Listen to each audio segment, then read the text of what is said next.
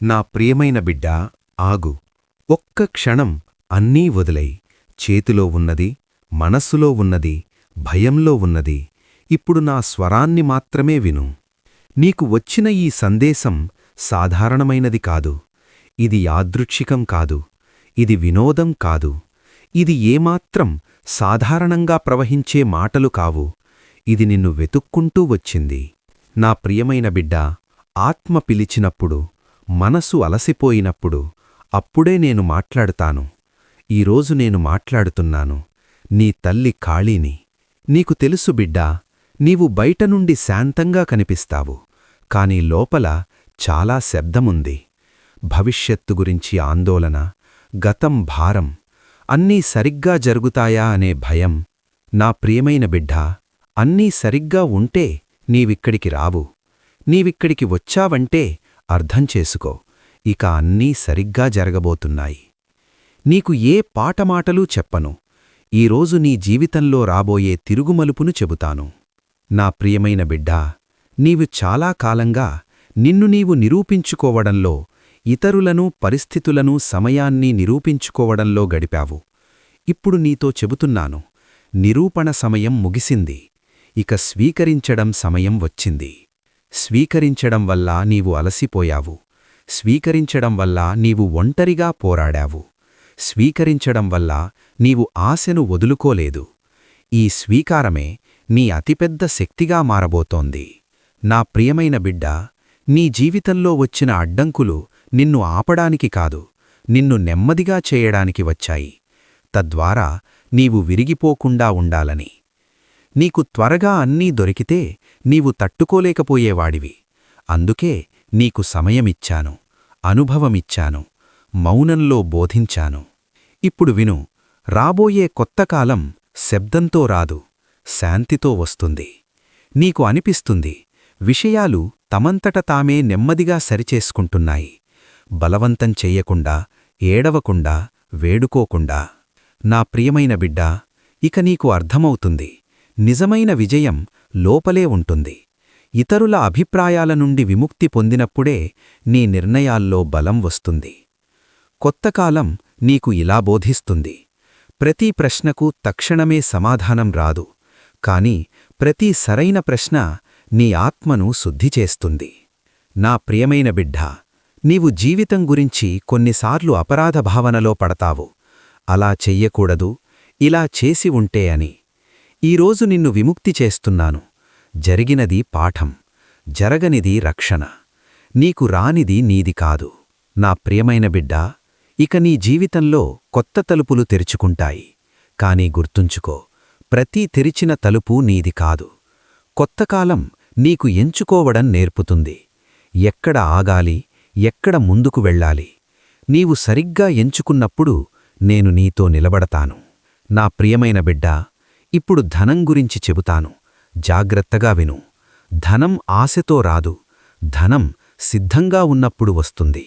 బాధ్యతకు, సంయమనానికి, కృతజ్ఞతకు సిద్ధంగా ఉన్నప్పుడు వస్తుంది. ఇప్పుడు నీవు ఆ స్థితిలోకి వస్తున్నావు. ధనం నిన్ను చెడగొట్టదు, కాపాడుతుంది. చిన్న చిన్న అవకాశాలు నీ దగ్గరకు వస్తాయి. వాటిని చిన్నవిగా భావించకు. పెద్ద మార్గం చిన్న అడుగులతోనే ఏర్పడుతుంది. నా ప్రియమైన బిడ్డా, ఇప్పుడు సంబంధాల గురించి విను. కొత్తకాలం నీ జీవితంనుండి నకిలీ సన్నిహితత్వాలను తొలగిస్తుంది, నిజమైన సంబంధాలను తెస్తుంది. నీవిక అందరినీ సంతోషపరచడానికి ప్రయత్నించవు. ఇదే నిన్ను అందరికీ ప్రియమైనవాడిని చేస్తుంది. నిన్ను అర్థం చేసుకునేవాడు ఉంటాడు, అర్థం చేసుకోనివాడు తనంతట తాను దూరమవుతాడు. నా ప్రియమైన బిడ్డా, ఇది కూడా తెలుసుకో, ఒంటరితనం ఎల్లప్పుడూ ఖాళీగా ఉండదు. కొన్నిసార్లు అది ఆత్మశుద్ధి అవుతుంది. నిన్ను భయంతో కూడిన ఒంటరితనం నుండి బయటకు తీసుకువస్తున్నాను. స్పష్టతతో కూడిన ఏకాంతంలోకి తీసుకెళ్తున్నాను. కొత్తకాలం నీకు దుమ్మరుడు కాదు, సమతుల్యత తెస్తుంది. నీవు పనికూడా చేస్తావు, విశ్రాంతి కూడా తీసుకుంటావు, ముందుకు కూడా వెళ్తావు, నిన్ను నీవు కూడా సమయమిస్తావు. నా ప్రియమైన బిడ్డా, ఇప్పుడు భయం గురించి విను. భయం ఉండడానికి కారణం ఇన్సాన్ తనతో తాను అబద్ధం చెప్పుకోవడం. నీవు నీ మనస్సు సత్యాన్ని స్వీకరించిన వెంటనే భయం తగ్గిపోతుంది. నీకు ఇక ప్రతిరోజూ బలంగా మారాల్సిన అవసరం లేదు. కేవలం నిజాయితీగా ఉండు.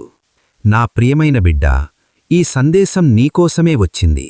ఎందుకంటే నీవు వినే స్థితిలో ఉన్నావు. వినలేని వారికి సంకేతాలు కూడా రావు. చివరగా నీతో ఇలా అంటున్నాను. నీవు ఎదురుచూస్తున్న మార్పు బయట కాదు, నీ లోపలే మొదలైంది. ఇక వచ్చేది నిన్ను విచ్ఛిన్నం చేయదు, నిన్ను గుర్తించేలా చేస్తుంది. నా ప్రియమైన బిడ్డా, చాలామంది జీవితంలో నడుస్తారు, కాని చాలా తక్కువ మంది జాగృతులుగా నడుస్తారు. నీవిక ఆ జాగృతుల్లోకి వస్తున్నావు.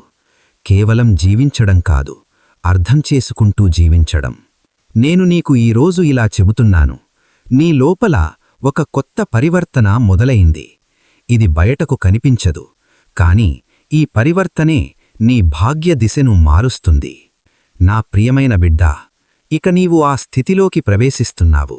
ఇక్కడ ఇన్సాన్ ఇతరుల ఆశల నుండి బయటపడి తన ఆత్మస్వరాన్ని వినడం మొదలుపెడతాడు. ముందు నీవు అడిగేవాడివి, లోకమేమంటుంది అని. ఇక నెమ్మదిగా నీవు అడుగుతావు, నాకు ఏది సరైనది అని. ఈ ప్రశ్నయే నీ జీవితాన్ని సరళం చేస్తుంది. నా ప్రియమైన బిడ్డా, నీవు ఎన్నోసార్లు ఇలా అనుభవించావు. నీవు ఎంత ఇస్తే అంత తిరిగి రావట్లేదు. ప్రేమ ఇచ్చావు, కాని అర్థం రాలేదు. నిజాయితీ చూపావు, కాని అవకాశం రాలేదు. ఓపిక పాటించావు, కాని ఫలితం ఆలస్యమైంది. ఈరోజు నీకు స్పష్టం చేస్తున్నాను, నీ ఏ భావన వృధా కాలేదు. ఇక సమయం వస్తోంది. జీవితం నీ స్థాయికి తగిన అనుభవాలలో తిరిగి ఇస్తుంది. నా ప్రియమైన బిడ్డా, కొత్త కాలం నీకు ఇలా నేర్పుతుంది. అందరికీ సమాధానం చెప్పాల్సిన అవసరం లేదు. కొన్ని విషయాలకు సమాధానం మౌనం. కొన్ని సంబంధాల ముగింపు శాంతంగా జరుగుతుంది. ఇక నీవు ప్రతిదీ నీమీదకు తీసుకోవు. నీదైనది ఉంటుంది. నీది కానిది ఎంత అందంగా ఉన్నా వదిలిపోతుంది. నా ప్రియమైన బిడ్డా, ఇప్పుడొక గాఢమైన విషయం చెబుతాను. విజయం అన్నీ సరిగ్గా అయినప్పుడు రాదు. ప్రతి పరిస్థితిలో నిన్ను నీవు సరిగ్గా ఉంచగలిగినప్పుడు వస్తుంది. కొత్తకాలం నీ లోపల ఈ సామర్థ్యాన్ని పెంచుతుంది. గందరగోళంలో కూడా స్పష్టంగా ఉండగలగడం. ఈ సామర్థ్యమే నిన్ను ఇతరుల నుండి వేరుచేస్తుంది. నా ప్రియమైన బిడ్డా, ఇప్పుడు ధనం గురించి మరో లోతైన విషయం చెబుతాను. ధనం కేవలం డబ్బు మాత్రమే కాదు, అదొక శక్తి. నీకు ఎంపికలనిచ్చే శక్తి. ఇక నీకు ఎంపికలు వస్తున్నాయి. నీవు లేదు అని చెప్పే బలం వస్తోందని అనుభవిస్తావు. ఆ లేదు అనడమే అతిపెద్ద సంపద. ఇక నీవు బలవంతంగా పనిచేయవు, ఎంచుకొని ముందుకు సాగుతావు. నా ప్రియమైన బిడ్డా, నీ లోపల ఒక సహజ ఆకర్షణ మేల్కొంటోంది. నీవైపు ప్రజలు తమంతట తామే ఆకర్షితులవుతారు. నీ మాటల వల్ల కాదు, నీ స్థిరత్వం వల్ల. నీవు తక్కువ మాట్లాడుతావు, కాని మాట్లాడినప్పుడు ప్రజలు వింటారు. ఎందుకంటే తన లోపల సమతుల్యత ఉన్న వ్యక్తి మాటల్లో బరువుంటుంది. నా ప్రియమైన బిడ్డా, ఇప్పుడు సంబంధాల గురించి కొత్త అవగాహన వస్తుంది. నీవు ఇక ఎవరు నాది అని అడగవు, ఎవరు నాతోపాటు నడవగలరు అని అర్థం చేసుకుంటావు. నీతో నడవగలిగినవాడే ఉంటాడు. కొత్తకాలం నిన్ను భావోద్వేగాల నుండి భావనాత్మక పరిపక్వత వైపు తీసుకెళుతోంది. నీవు ప్రేమ చేస్తావు, కాని తనను తాను కోల్పోకుండా. నీవు అనుబంధం పెట్టుకుంటావు, కాని తనను తాను విచ్ఛిన్నం చేసుకోకుండా. నా ప్రియమైన బిడ్డా, ఇప్పుడు భయం యొక్క చివరి పొర విను. భయం భవిష్యత్తు నుండి రాదు. భయం ఆ అలవాటు నుండి వస్తుంది. గతాన్ని ముందుకు పెట్టుకుని నడిచే అలవాటు.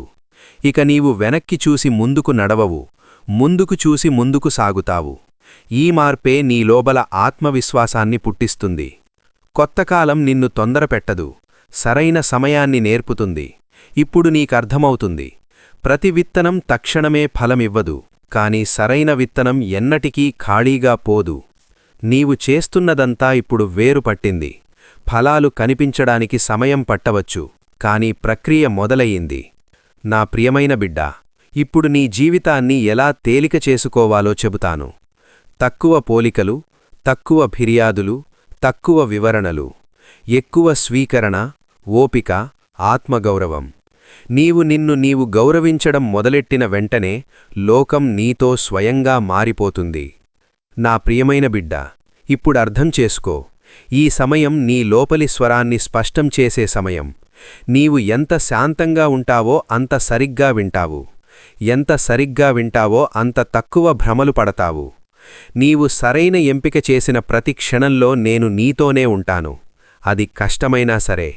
ఇప్పుడు నీకు రాకేష్ కథ ద్వారా ఈ అనుభూతిని మరింత లోతుగా అర్థం చేసుకునేనా చెబుతాను.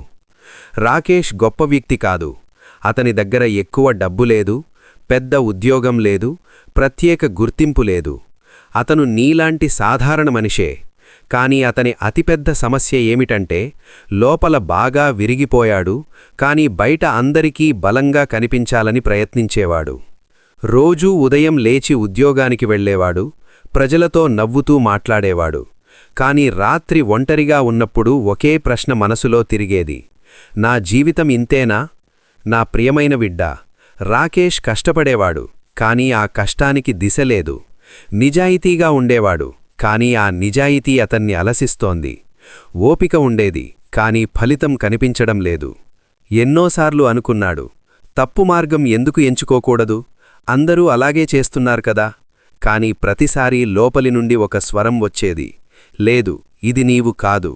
అది అతని ఆత్మస్వరమే. ఒకరోజు రాకేష్ చాలా విరిగిపోయాడు. ఆ రోజు ఏ పనిలోనూ మనసు లేదు, ఎవరి మాటల్లోనూ మనసు లేదు. ఒక మూల కూర్చుని మొదటిసారి నన్ను ఏదీ అడగలేదు, కేవలం ఇలా అన్నాడు: నీవుంటే నాకు సరైన మార్గం చూపించు, నేను అలసిపోయాను. నా ప్రియమైన బిడ్డా, ఇదే ఆ క్షణం, మార్పు మొదలయ్యే క్షణం. ఇన్సాన్ అడగడం మానేసి సమర్పణ చేయడం నేర్చుకున్నప్పుడు నేను ప్రత్యక్షమవుతాను. ఆ రోజు రాకేష్కు ఏ చమత్కారం కనిపించలేదు, ఏ స్వరం రాలేదు, ఏ సంకేతం కనిపించలేదు. కాని అతని మనసులో ఒక వింత శాంతి దిగివచ్చింది. మరుసటి రోజు అతను మళ్లీ ఉద్యోగానికి వెళ్లాడు. కాని ఈసారి తొందరలేదు, పోలికలేదు, ఫిర్యాదు లేదు. తాను చేయగలిగినదంతా నిజాయితీగా చేయడం మొదలెట్టాడు. నా ప్రియమైన బిడ్డా, ఇక్కడే రాకేష్ భాగ్యం నెమ్మదిగా మారడం మొదలయ్యింది. మార్పు ఎప్పుడూ శబ్దం చేసుకొని రాదు, అది నిశ్శబ్దంగా లోపలి నుండి మొదలవుతుంది. రాకేష్ తన పనిని చిన్నదిగా భావించలేదు, తన మనస్సును చిన్నగా చేయడం మానేశాడు. రోజూ కొంచెం నేర్చుకున్నాడు, కొంచెం మెరుగుపరుచుకున్నాడు, రోజూ తనను తాను మెరుగుపరుచుకున్నాడు, ఫలితం ఎప్పుడు వస్తుందో ఆలోచించకుండా. కొంతకాలం తర్వాత ప్రజలు గమనించడం మొదలెట్టారు. రాకేష్ మారిపోయాడు. ఇక గాబరాపడడు, మాటల్లో తేలిపోడు, తన నిర్ణయాలు తాను తీసుకుంటాడు. ఇదే అతన్ని వేరుచేసింది. ఒకరోజు అతనికి ఎన్నడూ ఊహించని అవకాశం వచ్చింది. అది ఎవరి సిఫారస్సు వల్ల కాదు, ఎవరి చతురత్వం వల్ల కాదు, సిద్ధత వల్ల. నా ప్రియమైన బిడ్డా, ఇన్సాన్ సిద్ధంగా ఉన్నప్పుడు అవకాశాలు తామే మార్గం వెతుక్కుంటాయి. రాకేష్ ఆ అవకాశాన్ని భయంతో కాకుండా బాధ్యతగా తీసుకున్నాడు. అక్కడే అతని ఆత్మవిశ్వాసం పుట్టుకొచ్చింది. రాకేష్ జీవితం ఒక్కరోజులో మారలేదు, కాని ఒకరోజు వెనక్కి చూసి అర్థం చేసుకున్నాడు: నేనిక మునుపటి నేను కాను, నేను నామీద నమ్మకం లేనివాడిని కాను. అతని సంబంధాలు మారాయి, ఆలోచనలు మారాయి, ప్రాధాన్యతలు మారాయి. అతి ముఖ్యంగా తనను తాను తక్కువ చేసుకోవడం మానేశాడు. నా ప్రియమైన బిడ్డా, రాకేష్ కథ ఒక వ్యక్తి కథ కాదు, సత్యాన్ని వదులుకోకుండా ట్రై చేసిన ప్రతి ఆత్మకథ. నీవు ఈరోజు అలసిపోయున్నావంటే అర్థం చేసుకో, నీవు ఓడిపోయే సమీపంలో లేవు, మార్పు సమీపంలో ఉన్నావు. రాకేష్ లాగే నీవు కూడా సరైన మార్గంలోనే ఉన్నావు. నేను నీతో ఉన్నాను. జై మాతాది.